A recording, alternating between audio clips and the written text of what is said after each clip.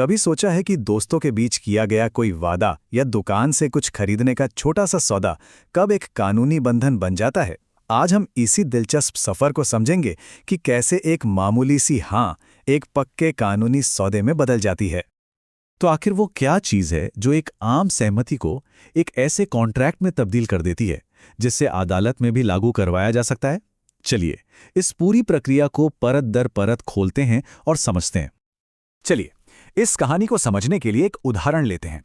हमारे इस सौदे के सफर का पहला पड़ाव है वादा, और इसके सारे नियम कानून लिखे हैं इंडियन कॉन्ट्रैक्ट एक्ट 1872 में। तो मान लीजिए दो दोस्त हैं, अनंता और ब्रिजेश। वो अपने नए स्टार्टअप के लिए एक ऑफिस खरीदना चाहते हैं। यहीं से हमारी कहानी शुरू होती है। अब देखिए, कानून में हर चीज का एक तय रास्ता होता है, बिल्कुल किसी रेसिपी की तरह। सबसे पहले अनंता और ब्रिजेश ऑफिस खरीदने का एक प्रस्ताव यानी ऑफर देते हैं। जब बेचने वाला उस प्रस्ताव को स्वीकार यानी एक्सेप्ट कर लेता है तो ये एक वचन या प्रॉमिस बन जाता है। जब दोनों तरफ से एक दूसरे को वचन दिए जाते हैं तो ये एक करार यानी अग्रीमेंट कहलाता है। और अगर यही करार कानून की सारी शर्तें पूरी करता है तो बस ये बन जाता है एक मजबूत संविदा या कॉन्ट्रैक्ट। पर ठहरिए, ऐसा नहीं है कि हर करार एक कॉन्ट्रैक्ट बन जाता है। इसके लिए कुछ बहुत जरूरी मसाले चाहिए, जैसे दोनों पार्टियों की सहमति जबरदस्ती या धोखे से ना ली गई हो, वो फैसला लेने में सक्षम हो और सौदे का मकसद गैर कानूनी ना हो। जब ये सारी चीजें एक साथ मिलती हैं तभी जाकर एक करार को कानूनी मान्यता मिलती है। चलिए अब दूसरे और शायद सबसे जरूरी हिस्से पर चलते हैं, स्वतंत्र सहमति यानी फ्री कंसेंट। क्योंकि ये बात उतनी मायने नहीं रखती कि आप किस बात पर सहमत हुए हैं, जितना ये मायने रखता है कि आप सहमत कैसे हुए। कानून की नज़र में स्वतंत्र सहमति एक मजबूत कॉन्ट्रैक्ट की नींव होती है। इसका सीधा सा मतलब है कि दोनों पक्ष मतलब अनंता, ब्रजेश और बेचने वाला एक ही बात को एक ही तरीके से समझकर हाँ बोल रहे हैं, वो भी बिना किसी बाहरी दबाव के। इसे आप मन का मिलन भी कह सकते हैं।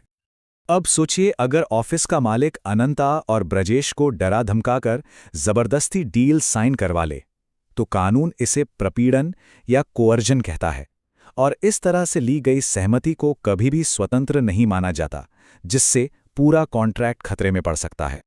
इसी तरह मान लीजिए बेचने वाला अपनी किसी खास पोजीशन का गलत फायदा उठाए। हो सकता है वो उनका कोई भरोसेमंद रिश्तेदार हो या कोई गुरु, और वो उन्हें इमोशनल ब्लैकमेल करके सौदा करवा ले। इसे कानून असम्यक असर या अनड्यू इन्फ्लुएंस कहता है। यहां भी सहमति को स्वतंत्र नहीं माना जाएगा, क्योंकि एक पार्टी दूसरी पर हावी है। अब एक और सिचुएशन देखिए। मान लीजिए ऑफिस की दीवारों में एक बहुत बड़ी दरार है, जिसे बेचने वाले ने बड़ी चालाकी से पेंटिंग के पीछे छिपा दिया है। ये तो सरासर कपट यानी फ्रॉड है। जानबूझकर दिया गया धोखा सहमति को पूरी तरह से खत्म कर देता है।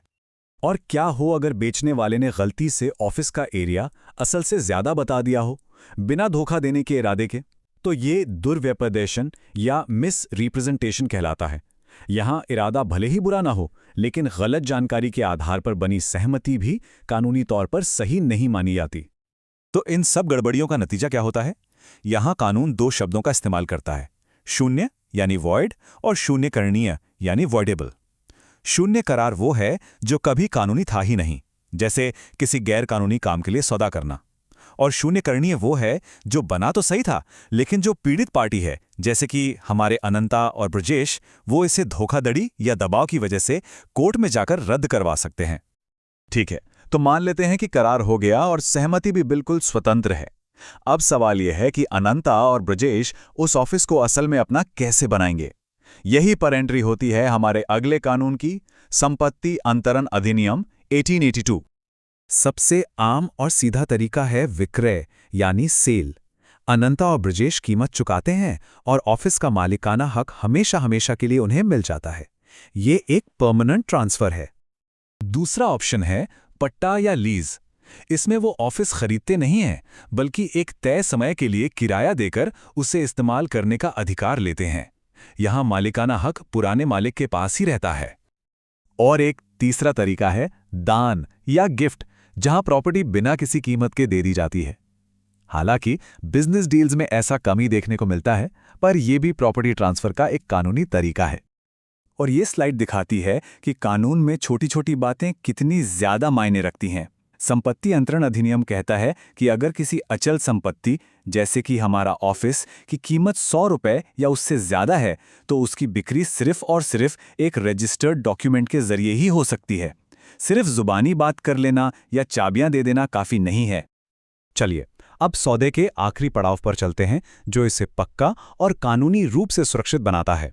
यह है रजिस्ट्रेशन और स्टैंप की प्रक्रिया।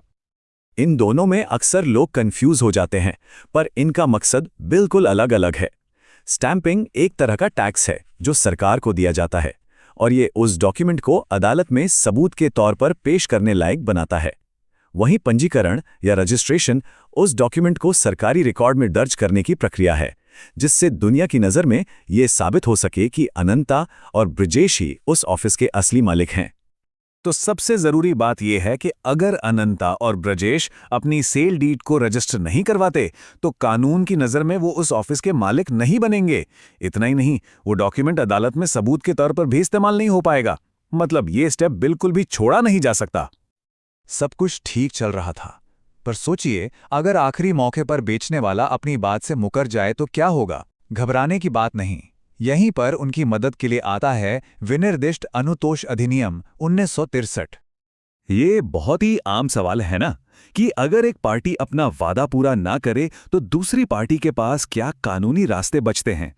सबसे शक्तिशाली उपाय है विनिर्दिष्ट पालन या स्पेसिफिक परफॉर्मेंस। इसका मतलब है कि अनंता और ब्रजेश अदालत जा सकते हैं और अदालत बेचने वाले को आदेश देगी कि वो कॉन्ट्रैक्ट का पालन करें और ऑफिस उन्हीं को बेचे। मतलब अदालत जबरदस्ती उस सौदे को पूरा करवा सकती है।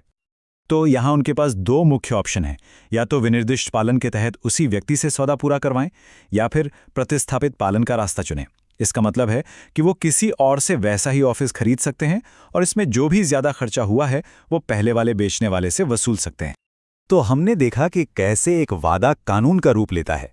लेकिन आज की डिजिटल दुनिया में, जहां सौदे एक क्लिक पर होते हैं और स्मार्ट कॉन्ट्रैक्ट्स खुद ब खुद लागू हो जाते हैं, एक बड़ा सवाल ये उठता है, क्या हमारे ये 100-150 साल पुराने कानून भविष्य की चुनौतियों के लिए तैयार हैं? मैं आपको इसी सवाल के साथ छोड़ जाता हूं, सोचिएगा जरूर।